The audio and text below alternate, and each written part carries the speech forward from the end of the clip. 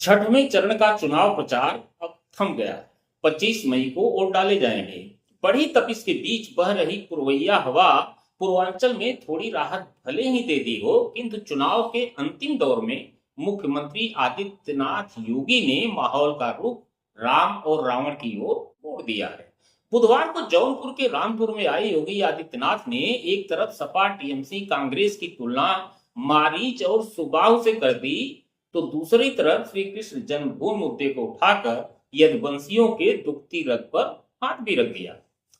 चुनाव को राम भक्त और रामद्रोहियों के बीच की लड़ाई बताते हुए योगी आदित्यनाथ ने यह भी दोहरा दिया कि एक तरफ राम भक्तों पर गोलियां चलाने वाले लोग हैं, तो दूसरी तरफ माफियाओं की मौत पर मातम मनाने वाले लोग हैं। एक पक्ष राम भक्तों का है, एक रामद्रोहियों का है। आप देखते होंगे ये जितने रामद्रोही हैं, नाम अलग अलग है, लेकिन काम सबका एक ही है कि राम का विरोध करना।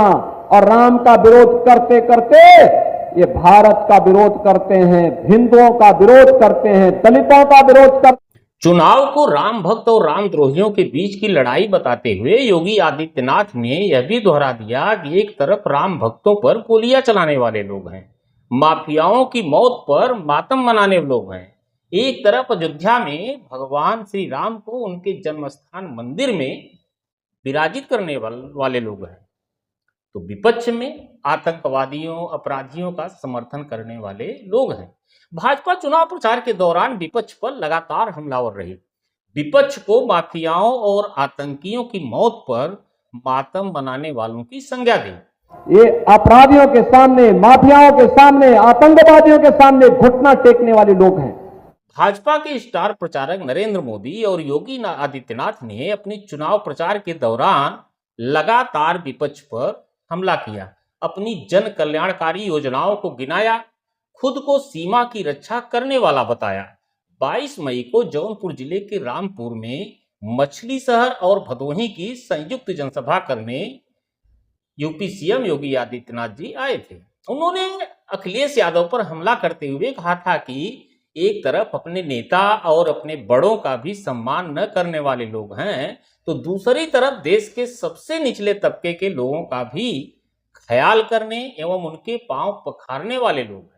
जो पार्टी अपने नेता का सम्मान नहीं कर सकती है, जो पार्टी अपने बड़ों का, छोटे बड़ों का ख्याल न रख सकती हो, लिहाज न रखती हो, वह सभ्य समाज के हिस्से तो नहीं है। लेकिन क्या उनको सत्ता में आने का अधिकार होना चाहिए क्या? योगी आदित्यनाथ ने सपा और टीएमसी की युगलबंदी की तुलना मारीच और सुबाहु से की और दावा किया कि सपा और टीएमसी का डीएनए कांग्रेस का ही है। उन्होंने कहा कि टीएमसी पश्चिम बंगाल में साधु संतों पर हमला करती है, उन्हें मरवाती है। अखिलेश यादव की सभा में उत्पात और अराजकता की खबरें भी खूब उछली। हर सभाओं में सपा के कार्यकर्ताओं ने बैरिकेडिंग तोड़ दी, कुर्सी बल्ली कूलर तक तोड़ डाले। अखिलेश यादव यह उत्साह देखकर खुश हो रहे थे, लेकिन इसका संदेश समाज में गलत गया, क्योंकि सपा सरकार में अराजकता मुख्य मुद्दा बन गया था। चुनाव प्रचार के दौरान योगी आदित्यनाथ ने भी इस मुद्दे को खूब उछाला। उन्होंने कहा कि हार के डर से सपा समर्थक उदंड हो गए हैं।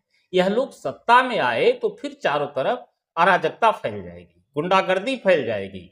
इस मामले में भाजपा के वरिष्ठ नेता और काशी प्रांत के मंत्री आशीष सिंह ने भी बयान दिया है। जिस पार्टी के कार्यकर्ता अपने नेता का सम्मान नहीं कर सकते हैं, उस पार्टी के कार्यकर्ता से आप किस प्रकार की उम्मीद करेंगे? भारतीय जनता पार्टी एक अनुशासित पार्टी है। भारतीय जनता पार्टी के कार्यकर्ता इस 42-44 डिग्री में धूप में खड़े होकर के पार्टी का काम करता है। उसे कोई अपेक्षा नहीं है। वो राम राज्य चाहता है, वो राष्ट्र का विकास चाहता है, वो पुनः राष्ट्र पुरुष नरेंद्र मोदी की सरकार चाहता है।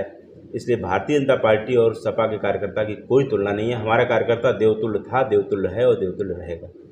लोकसभा चुनाव में मारीच सुबाहु के साथ औरंगजेब भी चर्चा में रहे। योगी आदित्यनाथ ने कहा कि सत्ता के लिए औरंगजेब ने अपने पिता को जेल में डाल दिया, भाई का सिर कलम कर दिया। सपा टीएमसी और कांग्रेस को अंग्रेज औरंगजेब की राह पर चलने वाला बताया। कहा कि इन पार्टियों में औरंगजेब की आत्मा समा गई है। औरंगजेब के ऊपर हजारों मंदिरों को तोड़ने का आरोप है। और सपा टीएमसी कांग्रेस को योगी आदित्यनाथ ने राम और कृष्ण का विरोधी बता दिया। छठवें चरण के चुनाव में प्रदेश की 14 सीटों पर वोट डाले जाएंगे, जिसमें कई दिग्गजों की किस्मत दांव पर लगी हुई है। सुल्तानपुर से भाजपा की उम्मीदवार मेनका गांधी, आजमगढ़ से भाजपा के निरहुआ और सपा के धर्मेंद्र यादव, डुमरियागंज से भाजपा के मौजूदा सांसद जगदम्बिका पाल और जौनपुर से महाराष्ट्र में पूर्व मंत्री रहे कृपाशंकर सिंह की किस्मत दांव पर लग गई है। अब देखना यह होगा कि जनता का फैसला क्या होता है, किसे वोट देकर दिल्ली का सफर तय कराती है और किसे घर बैठने को विवश कर देती है। 25 मई को चुनाव है। ह्यूमन टुडे आपसे गुजारिश करता है, आपसे निवेदन करता है, आपसे वंदन करता है कि आप बूथ तक अवश्य जाएं, अपना वोट अवश्य डालें। यह लोकतंत्र का महापर्व है। यह मौका आपको बार बार नहीं मिलता है। आपकी एक वोट की कीमत होती है। अपने वोट की कीमत पहचानें और बूथ तक जाकर